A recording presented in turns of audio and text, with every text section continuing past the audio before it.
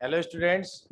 Last class में हमने differential, दो क्लासेज हो चुकी है अपने डिफरेंशियल इक्वेशन की। ठीक है, तो आज उसको कंटिन्यूशन में रखते हैं। तो जब लास्ट दो क्लास में जो हमने पढ़ा है उसको एक बार मैं रिवाइज करवा देता हूँ, फिर आगे हम कंटिन्यू करते हैं। तो सबसे पहला जो लेक्चर था बच्चों, उसमें हमने सबसे पहले सीखा था कि अगर हमें कोई भी डिफरेंशियल इक्वेशन दे रखी है तो उसका ऑर्डर और डिग्री कैसे फाइंड करते हैं, ये हम कर चुके हैं। और डिग्री पे बेस्ड क्वेश्चन एग्जाम में आ सकता है, आपके चांसेज हैं। ठीक है, फिर जो सेकंड क्वेश्चन बनता है वो बनता है बच्चों की, अगर हमें कोई डिफरेंशियल इक्वेशन दे रखी है तो उसका जनरल सॉल्यूशन दे रखा हो। अगर कोई डिफरेंशियल इक्वेशन है उसका जनरल सॉल्यूशन हमें गिवन है, तो वो जो जनरल सॉल्यूशन दे रखा है वो किस ऑर्डर की डिफरेंशियल इक्वेशन का सॉल्यूशन बनेगा, ये हमसे फाइंड आउट करवा सकता है। या फिर हमें पूछा जा सकता है कि अगर कोई जनरल सॉल्यूशन है तो उससे आप डिफरेंशियल इक्वेशन कैसे फाइंड आउट करेंगे। यानी जनरल सॉल्यूशन में जो आर्बिट्रेरी कांस्टेंट होते हैं, लीनियरली इंडिपेंडेंट आर्बिट्रेरी कांस्टेंट होते हैं, उनका हमें क्या करना है, एलिमिनेशन करना है। ये हम पढ़ लिया था लास्ट क्लास में। तो लास्ट क्लास में हमने जनरल सॉल्यूशन की डेफिनेशन लिखी थी, उस पे हम अब एग्जांपल्स करते हैं। अगर हमें बच्चों कोई भी अगर सॉल्यूशन दे रखा है और आपसे पूछा जा सकता है कि ये जो सॉल्यूशन है वो कितने ऑर्डर की डिफरेंशियल इक्वेशन का सॉल्यूशन है।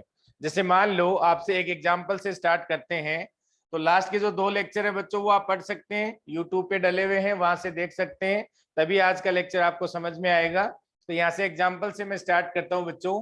हम एक एग्जांपल लेते हैं कि y बराबर a into E to the power b x plus c. ये बच्चों हमारे पास क्या है, एक सॉल्यूशन है किसी डिफरेंशियल इक्वेशन का। और हमसे पूछा जा सकता है कि ये सॉल्यूशन कितने ऑर्डर की डिफरेंशियल इक्वेशन का सॉल्यूशन है। उसमें आपको चार ऑप्शन दे देगा कि 1 ऑर्डर का, या फिर 2 ऑर्डर की डिफरेंशियल इक्वेशन का, या 3 ऑर्डर की डिफरेंशियल इक्वेशन का, या 4 ऑर्डर की डिफरेंशियल इक्वेशन का सॉल्यूशन है। ये हमें पूछा जा सकता है। ठीक है, लेकिन बच्चों यहाँ से फिर बच्चा क्या करता है कि यहाँ से वो आर्बिट्रेरी कांस्टेंट देखता है, यानी स्वेच्छ अचर देखता है। तो स्वेच्छ अचर कितने बच्चों, ए है, एक बी दे रखा है, एक सी दे रखा है। तो यहां से आप डायरेक्ट इनको देख के ऑप्शन थर्ड नहीं लगाना है कि सर ये थर्ड ऑर्डर की डिफरेंशियल इक्वेशन का सॉल्यूशन है। नहीं बच्चों, मैंने आपको एक वर्ड यूज किया था, याद होगा, कि लीनियरली इंडिपेंडेंट आर्बिट्रेरी कांस्टेंट, यानी रैखिक रूप से स्वतंत्र स्वेच्छ अचर काउंट करने हैं हमें।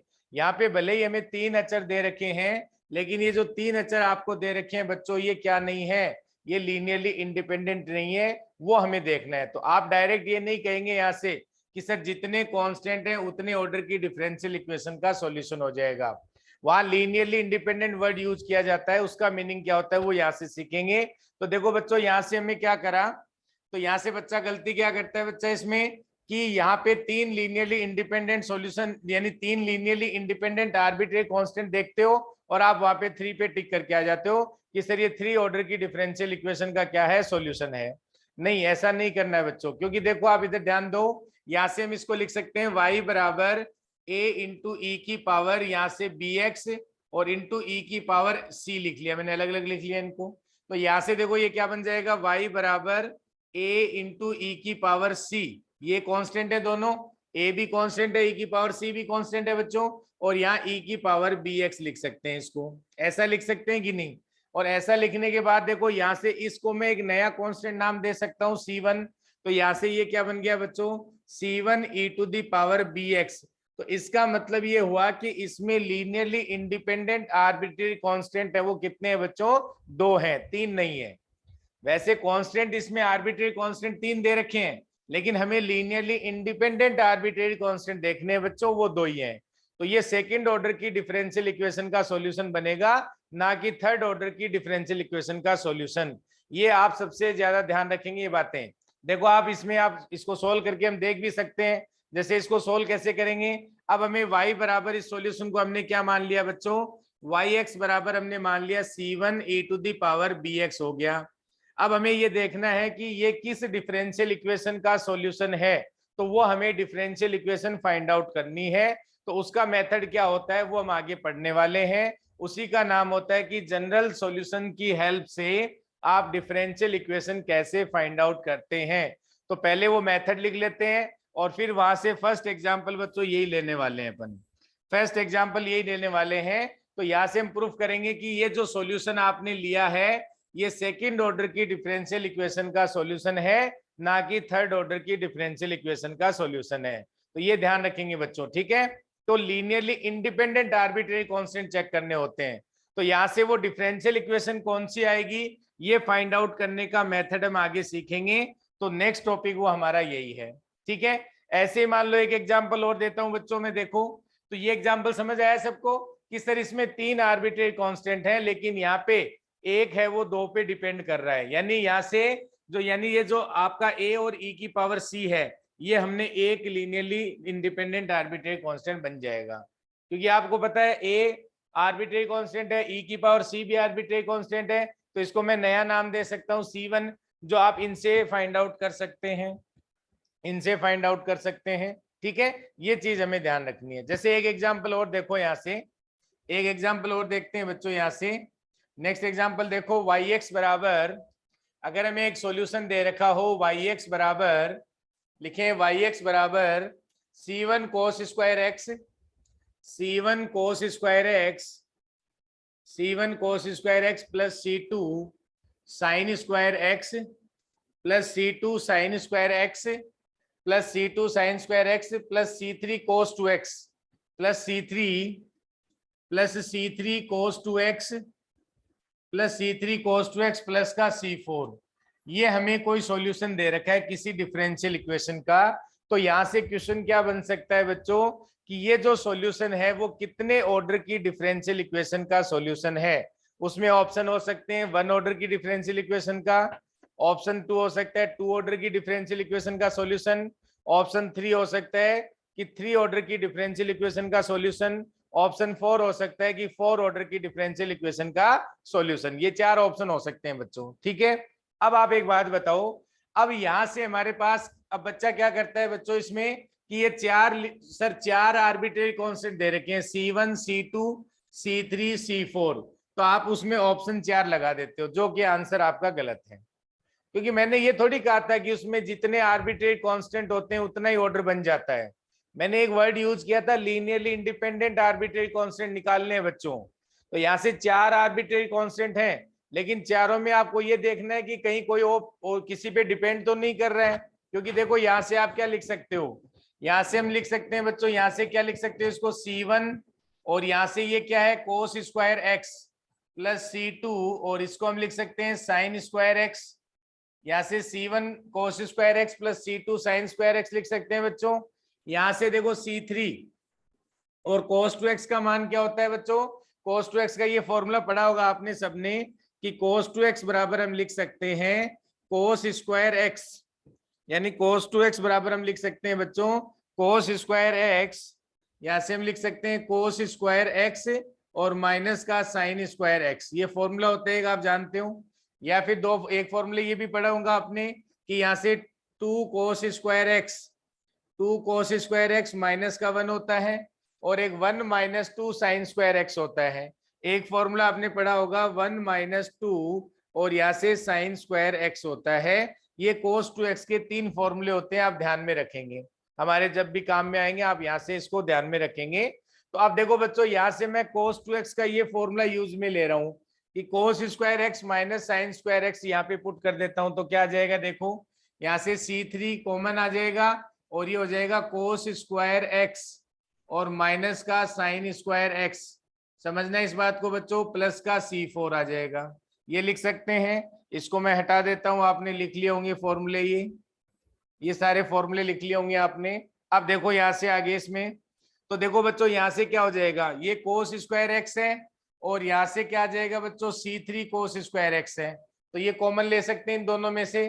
तो यहाँ से क्या आ जाएगा c1 प्लस का c3, और इसमें से कॉमन क्या आ रहा है, यहाँ से कॉमन आ जाएगा cos स्क्वायर x, यहाँ से कॉमन आ जाएगा बच्चों cos स्क्वायर x, और यहाँ से देखो ये टर्म है साइन स्क्वायर x की और एक टर्म है यहाँ से साइन स्क्वायर x की, तो यहाँ से साइन स्क्वायर x कॉमन ले सकते हैं आप।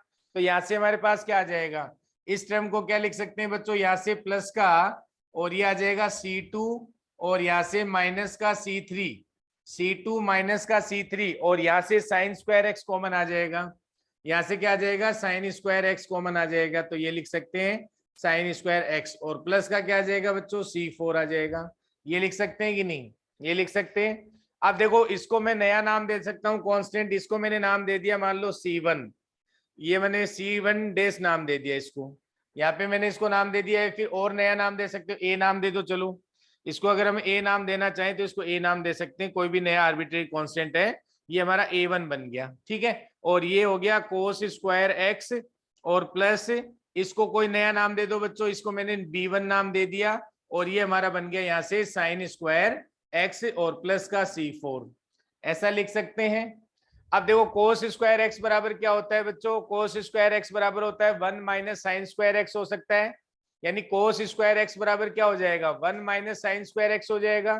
तो यहाँ से हम आगे इसमें क्या लिख सकते हैं, देखो यहाँ से हम लिख सकते हैं बच्चों A1, और यहाँ से अब किसी एक का मान रख सकते हो आप, भले साइन स्क्वायर एक्स का रख दो या कोस स्क्वायर एक्स का रख दो। तो यहाँ से हमारे पास क्या आ जाएगा, यहाँ से हम क्या लिख सकते हैं, यहाँ पे कोस स्क्वायर एक्स बराबर 1 माइनस, और ये हो जाएगा साइन स्क्वायर एक्स, और प्लस का क्या आ जाएगा बच्चों B1, और यहाँ से साइन स्क्वायर एक्स और प्लस का C4 आ जाएगा, ये लिख सकते हैं, ठीक है। अच्छा क्वेश्चन, आप ध्यान रखेंगे इसको। तो यहाँ से देखो अब साइन स्क्वायर एक्स की टर्म एक साथ आ जाएंगी और कांस्टेंट टर्म एक साथ लिख देंगे। तो यहाँ से इसमें क्या लिख सकता हूं मैं, देखो यहाँ हमारे पास क्या आ गया था, A1 और माइनस का A1, और यहाँ से आ गया हमारे पास साइन स्क्वायर एक्स, और यहाँ से क्या था बच्चों देख लें, और इधर क्या था, यहाँ से B1 साइन स्क्वायर एक्स, यहाँ से क्या आ जाएगा B1 प्लस का B1, और ये हो जाएगा साइन स्क्वायर एक्स और प्लस का C4 हो जाएगा, ये लिख लेंगे बच्चों यहाँ से, ठीक है। तो यहाँ से देखो क्या हो जाएगा बच्चों, ये A1 plus C4, A1 plus C4 एक साथ रख लो, और यहाँ से अगर हम साइन स्क्वायर प्लस का साइन स्क्वायर कॉमन ले लेते हैं, और साइन स्क्वायर कॉमन लेंगे तो यहाँ से मैं लिख देता हूँ बच्चों B1 माइनस A1, ये लिख सकते हैं। और यहाँ से ये हमारे पास आ गया, इसको नया नाम दे देते हैं कांस्टेंट, क्योंकि A1 प्लस C4 दोनों कांस्टेंट है, तो इसको मैंने नाम दे दिया A, और प्लस का ये हो गया B, और इसको मैं लिख सकता हूँ साइन स्क्वायर एक्स।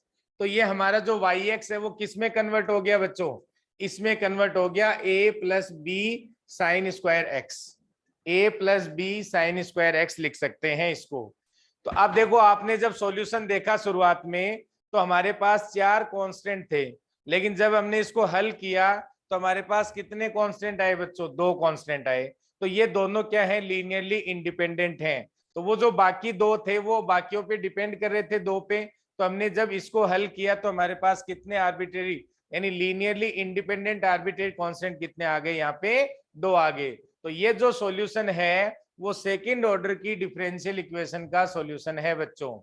तो यहाँ से आप 4 आंसर लगा के आएंगे वो गलत हो जाएगा, तो ये जरूर ध्यान रखेंगे। तो सेकंड मैंने बताया फर्स्ट क्वेश्चन बनेगा ऑर्डर और डिग्री से, सेकंड क्वेश्चन बनता है कि हमें कोई जनरल सॉल्यूशन दे रखा होगा, उससे आपको बताना है कि ये जो जनरल सॉल्यूशन है वो कितने ऑर्डर की डिफरेंशियल इक्वेशन का सॉल्यूशन है। ये 4 ऑप्शन आपको मिल सकते हैं जो भी उसका ऑर्डर डिफाइन होगा, तो आपको इस तरीके से ध्यान रखना है।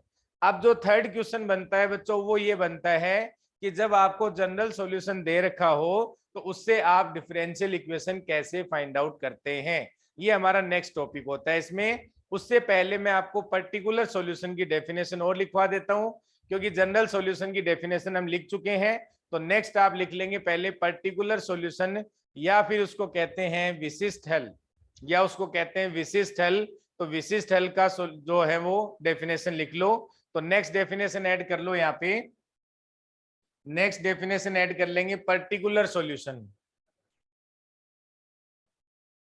Particular solution,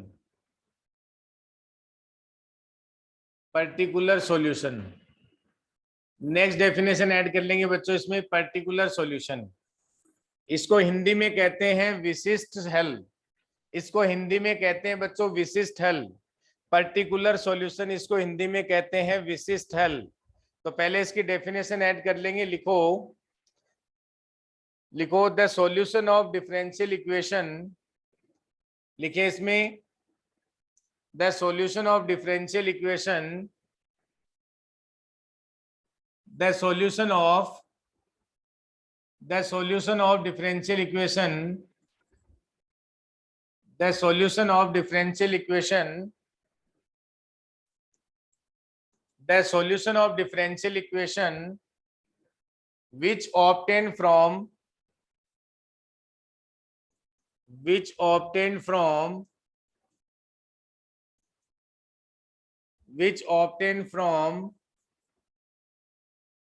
general solution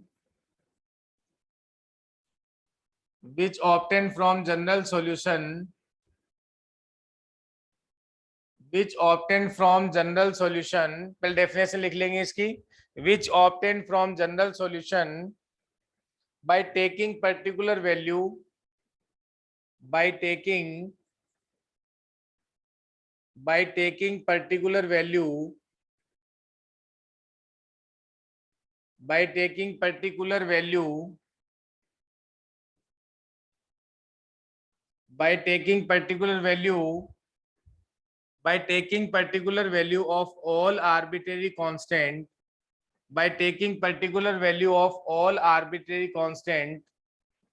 of all arbitrary constant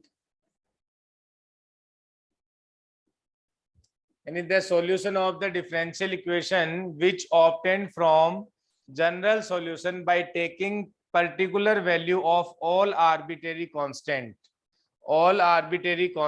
ये लिख लेंगे।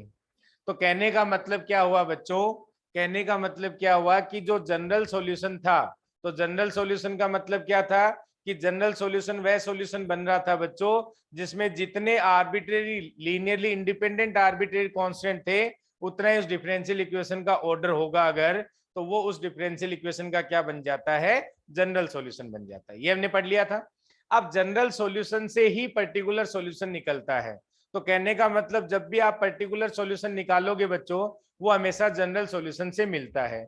अगर किसी डिफरेंशियल इक्वेशन का जनरल सॉल्यूशन हमें पता है, उसके जो आर्बिट्रेरी कांस्टेंट हैं उनको हम पर्टिकुलर वैल्यू दे देंगे, पर्टिकुलर मान फिक्स कर देंगे, तो उस पर्टिकुलर मान फिक्स करने के बाद सभी आर्बिट्रेरी कांस्टेंट का हमने पर्टिकुलर मान फिक्स कर दिया, उसके बाद जो हमें सॉल्यूशन मिलता है उसे हम पर्टिकुलर सॉल्यूशन कहते हैं। उस सॉल्यूशन को क्या कहते हैं, पर्टिकुलर सॉल्यूशन कहते हैं। तो आप इसको हिंदी में भी लिखना चाहो तो लिख सकते हो बच्चों, तो जो हिंदी वाले बच्चे हैं वो इसको हिंदी में लिख सकते हैं, तो लिख लेंगे, हिंदी वाले बच्चे इसको हिंदी में लिख लेंगे, ऐसा हल जो व्यापक हल में विशिष्ट हल, पहले हेडिंग डाल लेंगे विशिष्ट हल, तो लिख लेंगे विशिष्ट हल किसे कहेंगे, ऐसा हल जो, लिख लेंगे ऐसा हल जो व्यापक हल में, ऐसा हल जो व्यापक हल में स्वेच्छ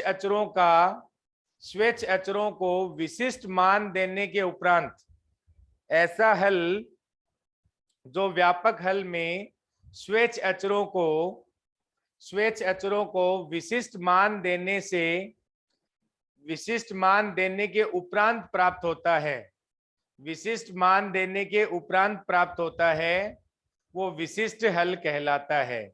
भाई ऑब्वियस सी बात है कि जो हमारे पास व्यापक हल होता है उस व्यापक हल में जितने भी अपने पास क्या है, उस व्यापक हल में जितने भी हमारे पास आर्बिट्रेरी कांस्टेंट हैं यानी स्वेच्छ अचर हैं, उनका हम अगर कोई भी पर्टिकुलर मान देते हैं या फिक्स मान रख देते हैं तो उससे जो हमारे पास हल मिलता है उसे हम क्या कहते हैं बच्चों, विशिष्ट हल कहते हैं। तो हिंदी में लिख लिया होगा सबने हिंदी में लिख लिया होगा। अब इस पे एक एग्जाम्पल लेते हैं बच्चों, देखो इस पे एक एग्जाम्पल लेते हैं, एग्जाम्पल से और समझते हैं, तो दोनों सॉल्यूशन का मीनिंग क्या होता है एक एग्जाम्पल से समझते हैं। देखो यहाँ मैंने एक डिफरेंशियल इक्वेशन ली आपके सामने, dy अपॉन डी एक्स बराबर y अपॉन x यहाँ से, और हमें कंडीशन साथ में दे रखी है कि y ऑफ 1 पे 1 दिया हुआ है। देखना इस दोनों सॉल्यूशन का मीनिंग समझा देता हूँ क्या होता है, सॉल्यूशन का मीनिंग क्या होता है वो अपने एक एग्जांपल से समझते हैं।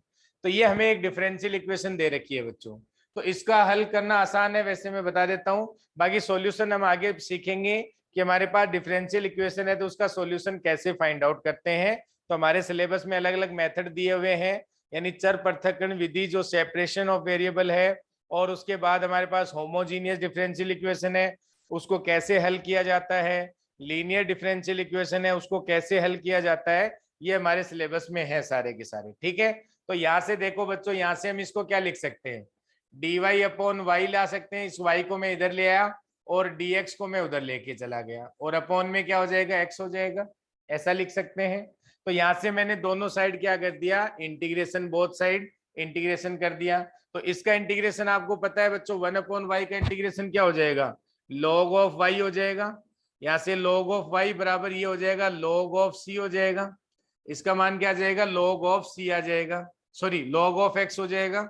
यहाँ पे x दिया है तो log ऑफ x हो जाएगा। और यहां से हम लिख सकते हैं प्लस का कांस्टेंट मान लिया मैंने log ऑफ c। भाई इंटीग्रेशन किया, लिमिट नहीं दे रखी है, तो यहाँ से कौन सा इंटीग्रेशन है बच्चों, ये इनडेफिनेट इंटीग्रेशन है। तो यहाँ प्लस मैंने कांस्टेंट c ऐड कर दिया log ऑफ c। इसको मैं क्या लिख सकता हूँ यहाँ से बच्चों, इसको हम लिख सकते हैं y log y बराबर, इसको हम लिख सकते हैं log y बराबर, यहाँ log a plus log b किसके बराबर होता है बच्चों, log a इंटू बी हो जाएगा। तो यहाँ से हम लिख सकते हैं log ऑफ, यहाँ से x इंटू सी लिख सकते हैं, ये लिखा जा सकता है। अब दोनों साइड से log हटाएंगे तो y बराबर क्या आ गया, c इंटू एक्स आ गया। तो ये हमारे पास जो सॉल्यूशन आया उस डिफरेंशियल इक्वेशन का। तो जो हमारे पास डिफरेंशियल इक्वेशन क्या है बच्चों, डिफरेंशियल इक्वेशन का ऑर्डर है वो हमें 1 दे रखा है। डिफरेंशियल इक्वेशन का ऑर्डर 1 दे रखा है, क्योंकि यहाँ पे इसका ऑर्डर क्या हुआ है, 1 हो गया। तो जितना ऑर्डर है डिफरेंशियल इक्वेशन का, अगर उतने ही आर्बिट्रेरी कांस्टेंट है किसी सॉल्यूशन में, तो वो क्या बन जाता है, उस डिफरेंशियल इक्वेशन का जनरल सॉल्यूशन बन जाता है। तो ये जो सॉल्यूशन आया ये क्या है बच्चों, यहाँ से जनरल सॉल्यूशन है। ये जो सॉल्यूशन आया वो कौन सा सॉल्यूशन है, जनरल सॉल्यूशन है इस डिफरेंशियल इक्वेशन का। अब हमें देखना है कि भाई पर्टिकुलर सॉल्यूशन क्या होता है। तो आपको एक यहाँ पे कंडीशन दे रखी है कि ये जो सॉल्यूशन आया वो 1x बराबर 1 रखने पर, यहाँ पे x बराबर 1 रखने पर y का मान 1 मिलता है, x बराबर 1 रखने पर y का मान 1 मिलता है। तो बच्चों इसमें x बराबर 1 रखो, y का मान 1 रख दो। तो x बराबर 1 रखने पर, x बराबर 1 रखने पर y का मान 1 मिलता है, तो ये रख दिया। तो यहाँ से बच्चों c का मान क्या आ गया, c का मान सर 1 आ गया, c का मान यहाँ से 1 आ गया बच्चों। तो c का मान 1 रखेंगे तो यहाँ से ये y बराबर x सॉल्यूशन आ गया। तो इस सॉल्यूशन को कहते हैं बच्चों पर्टिकुलर सॉल्यूशन, इस सॉल्यूशन को कहते हैं पर्टिकुलर सॉल्यूशन। और ये जो सॉल्यूशन आया था इसको कहते हैं जनरल सॉल्यूशन। तो जो पर्टिकुलर सॉल्यूशन होता है बच्चों वो हमेशा जनरल सॉल्यूशन से प्राप्त किया जाता है, और उस आर्बिट्रेरी कांस्टेंट का फिक्स मान रखकर।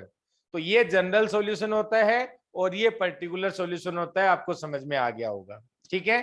तो यहाँ से एक क्वेश्चन ये बनता है कि पर्टिकुलर सॉल्यूशन और जनरल सॉल्यूशन।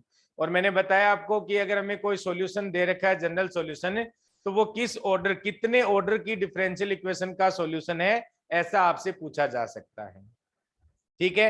अब नेक्स्ट क्वेश्चन क्या स्टार्ट होगा बच्चों, कि अगर हमारे पास कोई जनरल सॉल्यूशन दे रखा है, उसकी हेल्प से हम डिफरेंशियल इक्वेशन कैसे फाइंड आउट करते हैं, ये हमारा नेक्स्ट टॉपिक होगा। तो इसमें हेडिंग डाल लेंगे आप सभी। तो इतना जो मैंने लिखवाया ये लिख लेंगे सभी, तो अभी तक जो लिखवाया है वो लिख लेंगे।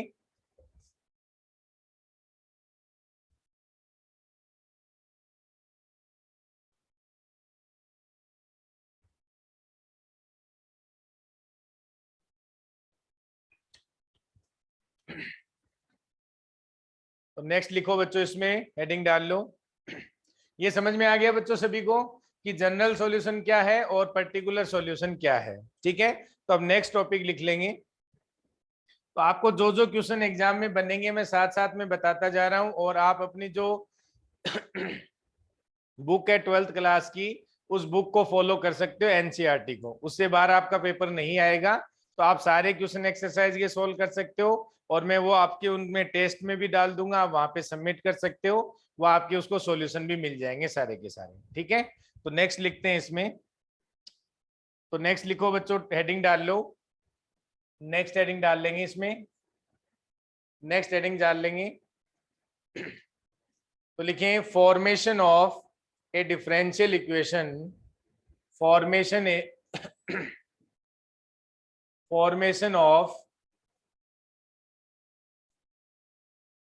formation of a differential equation, formation of a differential equation, differential equation formation of a differential equation whose general solution is given. Differential equation whose the general solution is given. Whose the general solution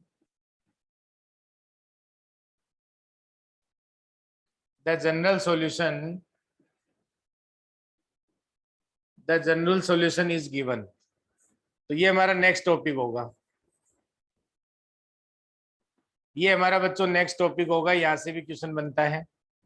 तो जो जो question बन रहे हैं मैं आपको साथ में बताता चल रहा हूँ कि किस टाइप से आपका क्वेश्चन पूछा जा सकता है। ठीक है बच्चों, तो आज थोड़ा गला खराब है इसलिए हो सकता है कि आवाज धीरे आ रही होगी। ठीक है, तो formation of a differential equation whose the general solution is given. Whose the general solution is given, Hindi वाले बच्चे भी लिख लेंगे। व्यापक हल से अवकल समीकरण का निर्माण। व्यापक हल से अवकल समीकरण का निर्माण, हिंदी वाले भी लिख लेंगे। व्यापक हल से अवकल समीकरण का निर्माण, तो ये हमारा मेथड है बच्चों। तो इसमें लिखेंगे पहले, सबसे पहले अब देखो मैं पहले इसको समझा देता हूं, बाद में लिख लेना, वैसे कोई मेथड नहीं होता, आप याद रख सकते हैं। हमें क्या करना है बच्चों, इसमें हमें मान लो हमें जनरल सॉल्यूशन दे रखा होगा, तो उस जनरल सॉल्यूशन में जितने लीनियरली इंडिपेंडेंट आर्बिट्रेरी कांस्टेंट हैं उतनी बार उस डिफरेंशियल इक्वेशन का जितने हमारे पास लीनियरली इंडिपेंडेंट, ये जरूर ध्यान रखें, लीनियरली इंडिपेंडेंट, ये नहीं कह रहा हूं मैं कि जितने आर्बिट्रेरी कांस्टेंट हैं उतनी बार अवकलन करना है। जितने लीनियरली इंडिपेंडेंट आर्बिट्रेरी कांस्टेंट हैं उतनी बार उस डिफरेंशियल इक्वेशन को क्या करना है, इंडिपेंडेंट वेरिएबल के रेस्पेक्ट में डिफरेंशिएट करना है, यानी उसका अवकलन करना है। मान लो अगर हमारे पास जो सॉल्यूशन है उसमें दो लीनियरली इंडिपेंडेंट आर्बिट्रेरी कांस्टेंट दे रखे हैं, तो आप उस डिफरेंशियल इक्वेशन को जो हमारा इंडिपेंडेंट यानी कि इंडिपेंडेंट जो आपने कांस्टेंट, अगर इंडिपेंडेंट की बात करेंगे क्योंकि लीनियरली इंडिपेंडेंट जरूरी है बच्चों। जैसे मैंने एक एग्जांपल लिया था, आपको याद होगा कि y ऑफ x बराबर a इंटू ई की पावर bx प्लस सी, एक तो ये लिया था, और एक मैंने सॉल्यूशन लिया था yx बराबर c1 cos square x plus c2 sin square x plus c3 cos 2x plus c4, एक ये एग्जांपल लिया था। तो हमने देखा था कि वहां पे जो yx है इसमें तो दो ही लीनियरली इंडिपेंडेंट सॉल्यूशन मिले थे, तो यहाँ पे 3 टाइम इसका डिफरेंशिएट नहीं करना है इसको। तो जो हमारे पास इंडिपेंडेंट वेरिएबल होता है उसके सापेक्ष लीनियरली इंडिपेंडेंट जो वेरिएबल होता है, तो इंडिपेंडेंट वेरिएबल होता है बच्चों उसके सापेक्ष जितने लीनियरली इंडिपेंडेंट आर्बिट्रेरी कांस्टेंट हैं उतनी टाइम उस डिफरेंशियल इक्वेशन का क्या करना है, अवकलन करना है या डिफरेंशिएट करना है। ये हमें ध्यान रखेंगे। तो ये रूल होता है, इसको लिखने की जरूरत है नहीं, तो मैं आपको एग्जाम्पल से समझा देता हूं। तो इस पे अपन डिफरेंट एग्जाम्पल करते हैं, उससे समझ में आ जाएगा। ठीक है बच्चों, तो फर्स्ट एग्जाम्पल यहीं से लेते हैं। तो ये हेडिंग डाल लेंगे, इसमें वैसे कोई रूल नहीं होता, जो मैंने बता दिया वही रूल है कि हमें क्या करना है, जितने आर्बिट्रेरी कांस्टेंट हैं उतनी बार, यानी जितने लीनियरली इंडिपेंडेंट आर्बिट्रेरी कांस्टेंट हैं उतनी बार उस डिफरेंशियल यानी उस सॉल्यूशन को इंडिपेंडेंट वेरिएबल के रेस्पेक्ट में हमें क्या करना है, डिफरेंशिएट करना है या अवकलन करना है उसको। यही रूल होता है, इसके अलावा कोई रूल नहीं होता है। और ऐसा करके हम क्या करेंगे, जो हमारे आर्बिट्रेरी कांस्टेंट है उनका हम क्या करते हैं, विलोप करते हैं, यानी उनका एलिमिनेशन करते हैं। जो हमारे जनरल सॉल्यूशन में आर्बिट्रेरी कांस्टेंट होते हैं उनका हमें क्या करना है, विलोप करना है या एलिमिनेट करना है, उनको हमें एलिमिनेट करना है। ये हमारा रूल होता है। और अगर आप रूल लिखना चाहते हैं तो आप लिख सकते हैं बच्चों, तो फर्स्ट बना के लिख लेंगे यहाँ पे। अगर रूल लिखना ही है आपको, अगर रूल लिखना चाहते हैं तो आप लिख लेंगे, फर्स्ट लिखें differentiate the given equation with respect to, लिख लेंगे differentiate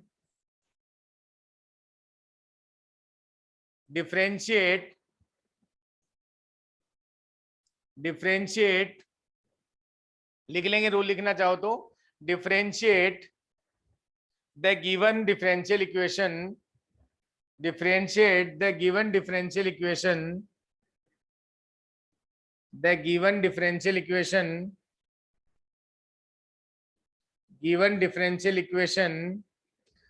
low, the differentiate the given differential equation with respect to independent variable with respect to independent variable,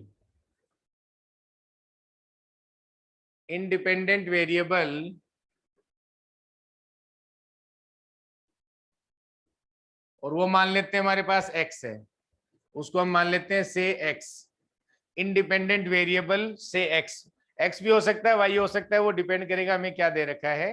तो लिख लेंगे differentiate the given differential equation with respect to independent variable, उसको हमने x मान लिया, ठीक है। Independent variable as many time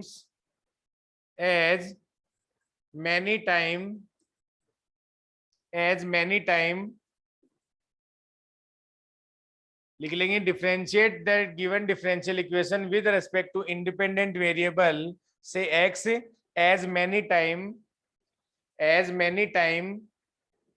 as the number of linearly arbitrary constant, as the number of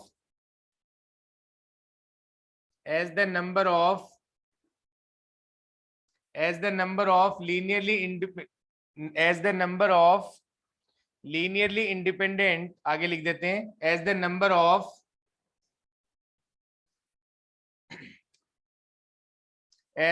of linearly independent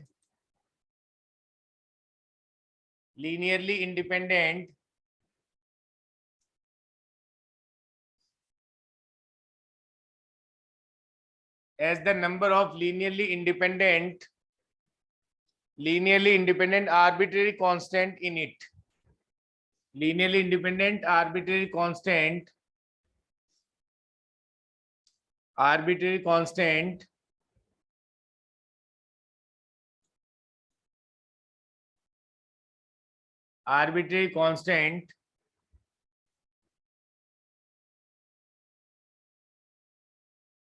in it।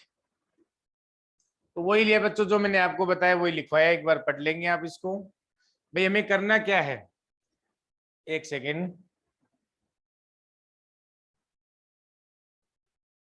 हमें करना क्या है बच्चों, इसमें differentiate the given differential equation with respect to independent variable से x, यानी हमने independent variable को x मान लिया, as many time as the number of linearly independent arbitrary constant in it, यानी जिसमें जितने इसमें लीनियरली इंडिपेंडेंट आर्बिट्रेरी कांस्टेंट होंगे उतनी टाइम उस डिफरेंशियल इक्वेशन को हमारे पास इंडिपेंडेंट वेरिएबल के रेस्पेक्ट में हमें क्या करना है, डिफरेंशिएट करना है, ये हमें सीखना है। और ये मैंने आपको बता भी दिया था, अगर लिखना चाहो तो आप लिख सकते हो, बाकी ये मैंने आपको बता दिया था, ठीक है। और इसमें सेकंड पॉइंट और लिख लेंगे बच्चों, इसमें सेकंड पॉइंट और लिख लेंगे, सेकंड पॉइंट लिख लो, eliminate the arbitrary constant, eliminate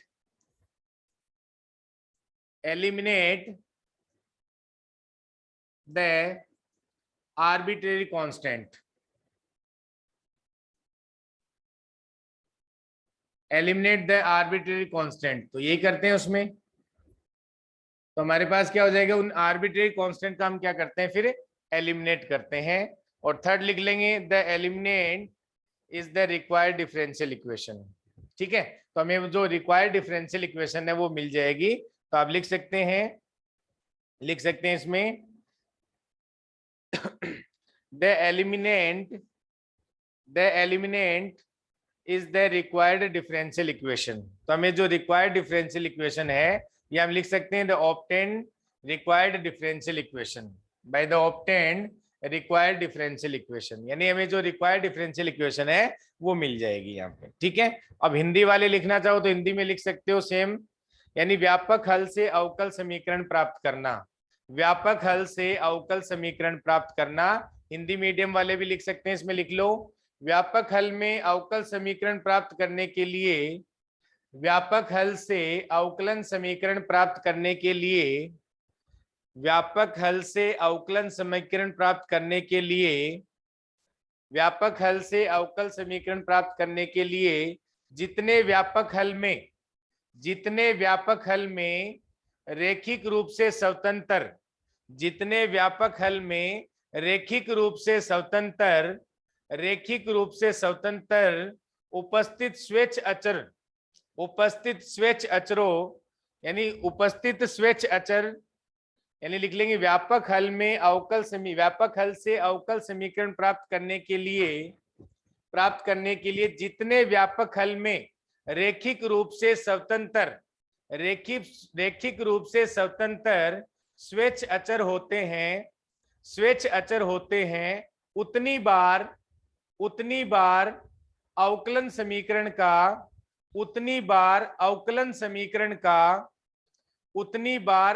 समीकरण का स्वतंत्र चर के सापेक्ष अवकलन करते हैं तो भैया यहाँ पे हमें जो डिफरेंशियल इक्वेशन प्राप्त हो जाती है। ठीक है, ये दोनों रूल लिखवा दिए। अब हम एग्जाम्पल करते हैं, तो हम एग्जाम्पल पे आ जाते हैं बच्चों। फर्स्ट एग्जाम्पल लिखेंगे, तो ये हमारे एग्जाम में पूछे जा सकते हैं। फर्स्ट एग्जाम्पल यहाँ से स्टार्ट करता हूं मैं, और मैंने कहा था कि y बराबर, तो अब इसमें 7-8 एग्जाम्पल कर लेते हैं, एग्जाम में आ सकते हैं उनमें से। तो y बराबर a इंटू ई की पावर bx प्लस c, ये हमें कोई सॉल्यूशन दे रखा है किसी डिफरेंशियल इक्वेशन का, तो हमें वो डिफरेंशियल इक्वेशन फाइंड आउट करनी है। तो अब आपके माइंड में ये आ रहा होगा कि सर यहाँ से तो ये जो डिफरेंशियल इक्वेशन है इसमें हमें ये जो सॉल्यूशन है इसमें हमें 3 क्या दे रखे हैं, अचर दे रखे हैं, कांस्टेंट दे रखे हैं, तो हम 3 टाइम इसका डिफरेंशिएशन कर देंगे। नहीं बच्चों, मैंने लीनियरली इंडिपेंडेंट वर्ड यूज किया है, वो इसीलिए किया है। तो यहाँ से मैंने इसको बनाया था, ये तो हमने कर चुके हैं। तो यहाँ से इसको मैं y बराबर क्या लिख सकता हूँ, c1 e की पावर bx लिख सकते हैं, ये अभी हमने लिख लिया था। y बराबर c1 e की पावर bx लिख सकते हैं। तो ये जो सॉल्यूशन है इसमें आर्बिट्रेरी कांस्टेंट कितने हैं, लीनियरली इंडिपेंडेंट 2 हैं। तो इसका मतलब इस सॉल्यूशन से डिफरेंशियल इक्वेशन फाइंड करने के लिए इसका हमें 2 बार x के सापेक्ष क्या करना है, अवकलन करना है, ये हमें पता है। तो चलो फाइंड आउट करते हैं इसमें।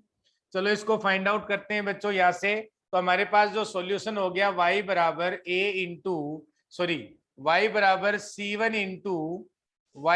c1 into E to the power bx, ये हमारे पास सॉल्यूशन हो गया। तो इसका हमें x के सापेक्ष डिफरेंशिएट कर देंगे। तो आप लिख सकते हो differentiate with respect to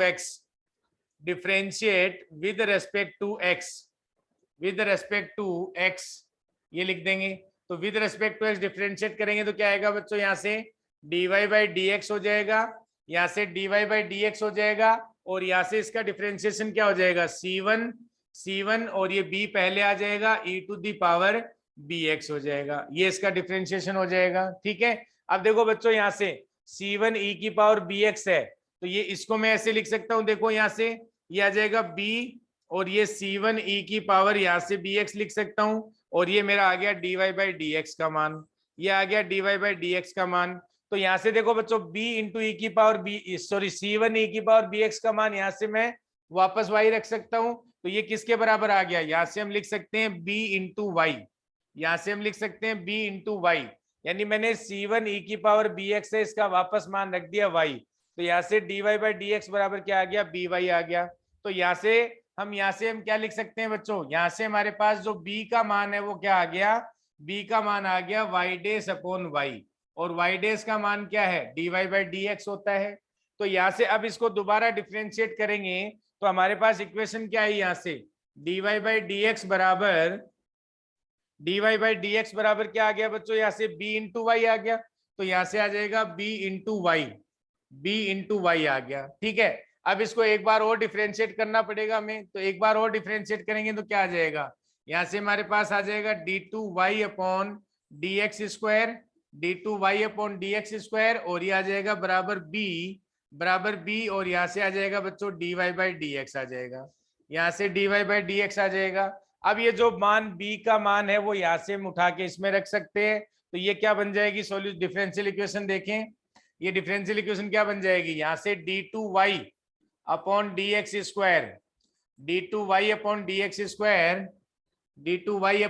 square बराबर हो जाएगा। तो इसको इधर ले आते हैं, माइनस का b y डैश हो जाएगा, और बराबर 0 हो जाएगा। और बच्चों यहाँ से हमें पता है b का मान कितना है, b का मान हमारे पास y डैश अपॉन y है, तो ये मान इसमें रख दो, और ये हमारे पास जो जितने आर्बिट्रेरी कांस्टेंट है उनका क्या हो गया, विलोप हो गया। या हम कहीं उनका एलिमिनेशन कर दिया हमने, ठीक है।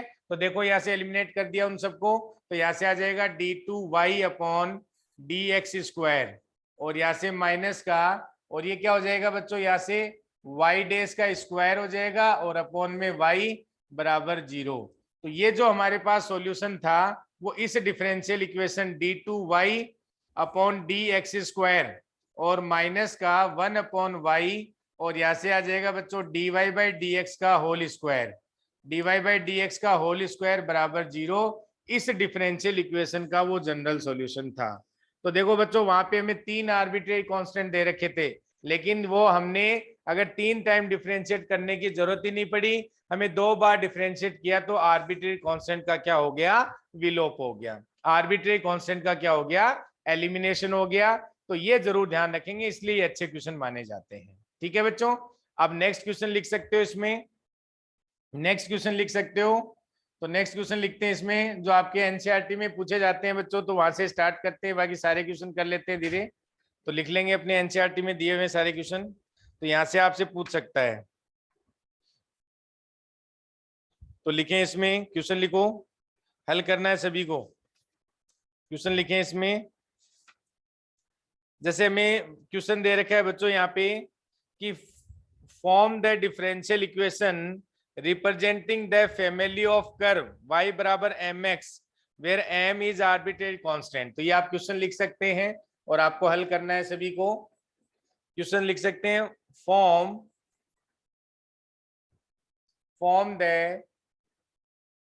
Differential equation, form the differential equation representing the family of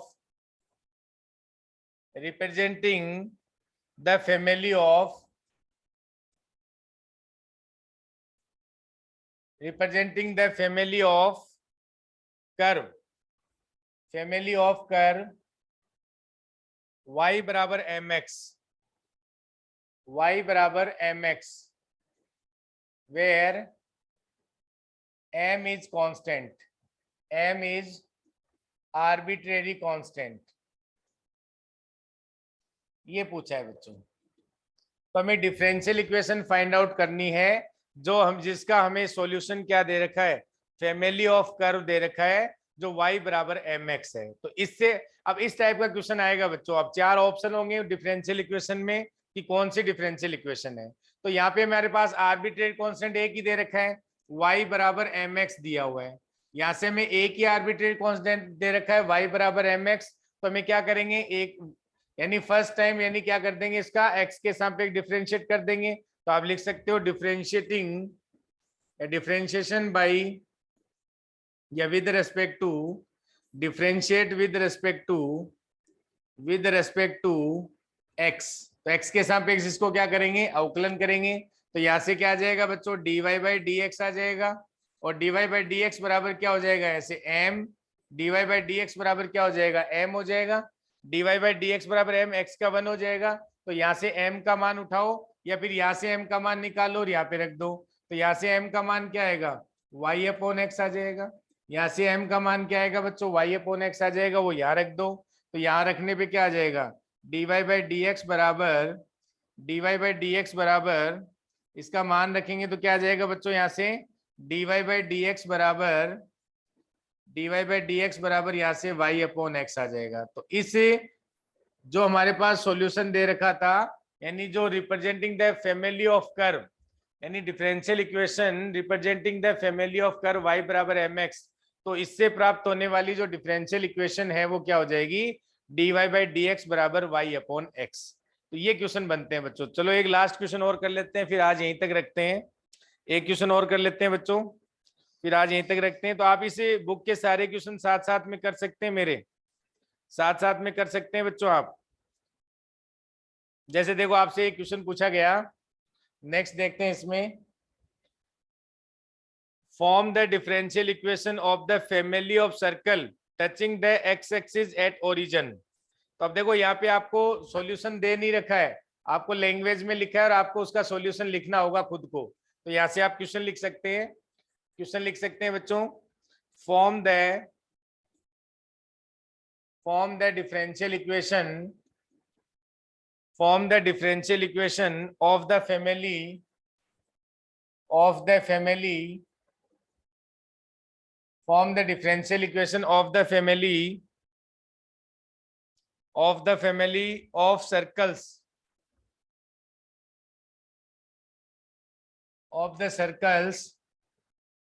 touching the x-axis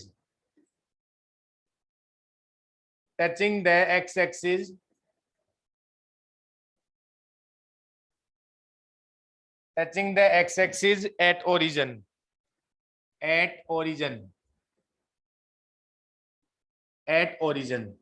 तो हमें यहाँ पे डिफरेंशियल इक्वेशन फाइंड आउट करनी है और family of circle touching the x axis at origin ये हमें दे रखा है बच्चों, ये हमें दे रखा है। तो अब आपको डिफरेंशियल इक्वेशन यहाँ से फाइंड आउट करनी है। तो कहने का मतलब बच्चों हमें कौन से सर्कल दे रखे हैं पहले ये देखते हैं। उसने क्या कहा कि हमें ऐसे सर्कल की फैमिली है जो कहाँ पे टच कर रहा है, एक्स एक्स को ओरिजिन पे टच कर रहा है। इसका मतलब क्या हुआ कि जो डिफरेंशियल जो हमारे पास सर्कल है वो कुछ इस टाइप के बनेंगे, इस टाइप के सर्कल बनेंगे। तो यहाँ से इस टाइप के सर्कल बनेंगे बच्चों जो भी बनेंगे, क्योंकि वो यही तो कह रहा है कि वो हमें एक्स एक्स पे ओरिजिन पे टच कर रहे हैं। एक्स एक्स पे ओरिजिन पे टच करने का मतलब इसी टाइप के होंगे हमारे पास जो भी सर्कल ऑफ फैमिली होगी। तो इसका इक्वेशन क्या होगा, यानी ये जो सर्कल है इसका जो सेंटर है वो कहाँ होगा, वो वाई एक्सिस पे होगा। और आप कोई भी एक रेडियस ए मान सकते हैं। तो यहाँ से क्या हो जाएगा, इसका जो सेंटर है वो क्या होगा बच्चों, ये 0,a टाइप का इसका सेंटर बनेगा। 0,a टाइप का इसका सेंटर बनेगा। तो यहाँ से आप लिख सकते हैं कि ये जो हमारे पास फैमिली ऑफ सर्कल क्या बन जाएगी, यानी एक्स स्क्वायर प्लस का और यहाँ से y माइनस ए का होल स्क्वायर और बराबर जो भी रेडियस होगी यहाँ से जो आपने सेंटर लिया तो ये डिस्टेंस हो जाएगी बराबर a स्क्वायर। तो ये हमारे पास आ गया फैमिली, यानी कि family of circle touching the x axis at origin. अब हमें यहाँ से क्या करना है बच्चों, a का विलोप करना है। अब हमें यहाँ से क्या करना है, अब इसमें आर्बिट्रेरी कांस्टेंट भी जो आपका रेडियस होगा वो क्या हो जाएगा, यहाँ से सेंटर से इस ओरिजिन के बीच की डिस्टेंस हो जाएगी जो हमारे a मान ली हमने। तो अब हमें क्या करना है, इसका विलोप करना है। तो क्या हो जाएगा बच्चों, अब यहाँ पे आर्बिट्रेरी कांस्टेंट कितने हैं, एक ही आर्बिट्रेरी कांस्टेंट है। तो हमें क्या करना है, इसका वन टाइम डिफरेंशिएशन करना है। तो यहाँ से क्या आ जाएगा, देखो 2x, इसका डिफरेंशिएशन किया तो 2x आ गया और प्लस का इसका करेंगे तो यहाँ से 2 इंटू वाई माइनस ए, और जब y का करेंगे तो बच्चों क्या आ जाएगा, dy बाई dx आ जाएगा। y का करेंगे तो क्या आएगा, dy बाई dx आ जाएगा और ये बराबर क्या बन जाएगा, 0। या फिर एक काम कर सकते हो बच्चों यहाँ से, या फिर एक काम कर सकते हो, पहले इसको हल कर लो, इसको हल कर लो, इसको थोड़ा हल कर लेते हैं, बाद में डिफरेंशिएट करते हैं इसको। यहाँ से हमारे पास नेक्स्ट पेज में कर देता हूं मैं। तो यहाँ से हमारे पास जो सर्कल है वो क्या आया, एक्स स्क्वायर और प्लस का यहाँ से हमारे पास आया y माइनस ए का होल स्क्वायर, बराबर क्या आ गया बच्चों, a स्क्वायर आया। तो इसका होल स्क्वायर ओपन करेंगे तो क्या आएगा, देखो एक्स स्क्वायर प्लस का वाई स्क्वायर और यहाँ से प्लस का a स्क्वायर और माइनस का 2ay बराबर यहाँ से a स्क्वायर आ जाएगा। मैंने इसका होल स्क्वायर ओपन कर दिया बच्चों।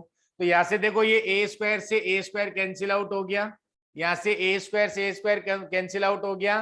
तो यहाँ से क्या आया, एक्स स्क्वायर प्लस का वाई स्क्वायर और यहाँ से माइनस का 2ay बराबर क्या आ गया, 0 आ गया। ये रख सकते हैं बच्चों।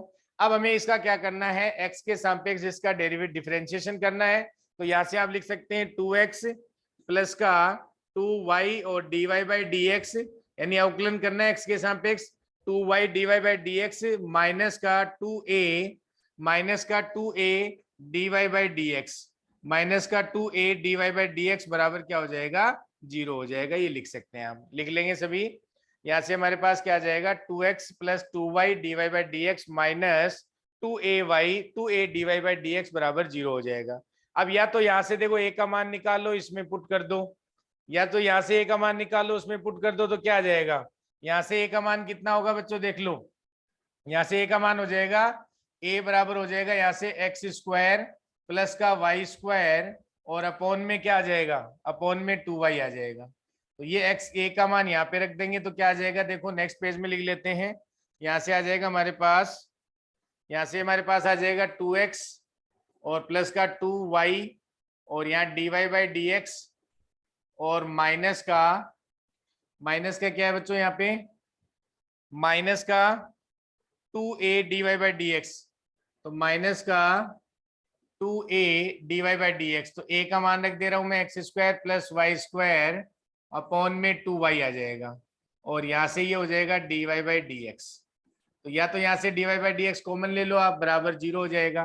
तो यहाँ से dy by D x common ले लेंगे तो क्या आ जाएगा देखो, तो यहाँ से आप लिख सकते हैं dy बाई डी एक्स है वो कॉमन ले लेते हैं, और यहाँ से हमारे पास क्या आ जाएगा, dy by D x common लेंगे तो 2y, और माइनस का 2 से 2 कैंसिल हो गया बच्चों, तो ये आएगा एक्स स्क्वायर प्लस का वाई स्क्वायर, और अपॉन में y आ जाएगा, अपॉन में y आ जाएगा, और इस तरीके से लिख सकते हैं। और यहाँ से हमारे पास क्या आ जाएगा, प्लस का 2x बराबर 0 हो जाएगा। तो अब ये इसको आप हल कर लेंगे तो यहाँ से क्या आ जाएगा, ये 2y स्क्वायर होगा, और 2y स्क्वायर अपॉन y हो जाएगा, तो इसको आप लिख सकते हैं 2y स्क्वायर होगा बच्चों यहाँ से, और माइनस का y स्क्वायर हो जाएगा, तो y स्क्वायर लिख दो इसको, y square minus X square, तो ये आ जाएगा बच्चों y स्क्वायर माइनस का एक्स स्क्वायर अपॉन y, और इनटू में क्या आएगा dy by D x, into में आ जाएगा dy by D x plus का 2x बराबर 0। तो इस डिफरेंशियल इक्वेशन का वो सॉल्यूशन था, इस डिफरेंशियल इक्वेशन का क्या था बच्चों, वो सॉल्यूशन था। तो ये हमारे पास है, तो इसमें आंसर देख लेते हैं जो भी आया हमारा। तो इस तरीके से आप इन क्वेश्चंस को कर सकते हैं बच्चों, इस तरीके से इन क्वेश्चंस को आप ट्राई कर सकते हैं, और आप इसमें इस टाइप के क्वेश्चंस हैं वो एग्जाम में पूछे भी जाते हैं। ठीक है बच्चों,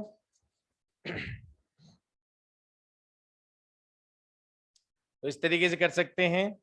अब देखो इसने dy बाई डी एक्स बराबर पूछा है, तो इसको उधर लेके जाना पड़ेगा आपको, dy बाई डी एक्स बराबर है, तो यहाँ से इसको उधर भेज देंगे तो क्या आ जाएगा, dy बाई डी एक्स बराबर क्या आ जाएगा, यहाँ से dy बाई डी एक्स बराबर निकालना है तो बराबर क्या आ जाएगा, माइनस 2x हो जाएगा, और माइनस 2x ये भेजेंगे तो उधर, अगर इसको ऐसे लिख दूं क्या 2xy, यहाँ से 2xy माइनस को प्लस बनाना है तो मैंने X square minus Y square कर दिया, तो ये हमारे पास डिफरेंशियल इक्वेशन आ जाएगी। इस फॉर्म में दे रखा था, इसका आंसर ये लिख लेंगे भाई। ऑब्वियस ही बात है, इसको पहले इधर ले जाओ, माइनस 2x आएगा, फिर इसको नीचे भेजेंगे तो यहाँ Y square minus X square है, तो उस माइनस को प्लस बनाने के लिए मैंने X square minus Y square कर दिया, उसको इंटरचेंज कर दिया तो माइनस माइनस प्लस हो गया, और कुछ नहीं करना है।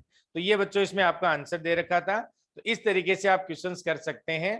तो अब आगे हम स्टार्ट करने वाले हैं बच्चों, नेक्स्ट जो हमारा टॉपिक है कि जो हमारे पास डिफरेंशियल इक्वेशन है उसका सॉल्यूशन कैसे फाइंड आउट करते हैं। इसके लिए अलग अलग मेथड दे रखे हैं, एक तो हमारे पास सेपरेशन ऑफ वेरिएबल है, उसके बाद हमारे पास होमोजीनियस डिफरेंशियल इक्वेशन है, और एक लीनियर डिफरेंशियल इक्वेशन है। तो इन डिफरेंशियल इक्वेशंस का सॉल्यूशन कैसे फाइंड आउट करते हैं, तो उनके मेथड हम करेंगे, तो वो बाकी हम नेक्स्ट क्लास में स्टार्ट करने वाले हैं। ठीक है बच्चों, तो अभी तक मैं आपको एक बार बता देता हूं कि सबसे पहला क्वेश्चन जो बनता है order and degree find out करवा सकता है। फिर दूसरा क्वेश्चन बनता है कि बच्चों हमारे पास कोई जनरल सॉल्यूशन दे रखा होगा, हमारे पास कोई सॉल्यूशन दे रखा होगा जिसमें आर्बिट्रेरी कांस्टेंट होंगे, तो आपसे पूछा जा सकता है ये जो सॉल्यूशन है वो कितने ऑर्डर की डिफरेंशियल इक्वेशन का सॉल्यूशन है। तो उसमें हमें arbitrary constant, Li arbitrary constant देखने हैं, जैसे मैंने 2 एग्जांपल करवाए थे आपसे। थर्ड क्वेश्चन जो बनता है वो क्या बनेगा कि आपको जनरल सॉल्यूशन दे रखा होगा इस तरीके से, और उससे आपको डिफरेंशियल इक्वेशन का फॉर्मेशन करना है, यानी डिफरेंशियल इक्वेशन कैसे प्राप्त करते हैं ये हमें सीखा है। तो ये क्वेश्चन हम कर चुके हैं। अब इस यूनिट में एक क्वेश्चन और बनता है बच्चों, वो बनता है कि हमें डिफरेंशियल इक्वेशन दे रखी है तो उसका सॉल्यूशन कैसे फाइंड आउट करते हैं। उसमें हमारे पास 3 मेथड है, वो मैंने आपको बताए, वो हम कल से स्टार्ट करेंगे। ठीक है बच्चों, तो आप कंटिन्यू अपनी स्टडी रखिए, और जो आपके पास जो बुक है 12th क्लास की उसको आप फॉलो करें, उसी से आपका लगभग पेपर आ जाएगा। तो उसमें एक्सरसाइज के क्वेश्चंस वगैरह सब आपको करवा दिए जाएंगे। ठीक है बच्चों, थैंक यू, मिलते हैं नेक्स्ट क्लास में।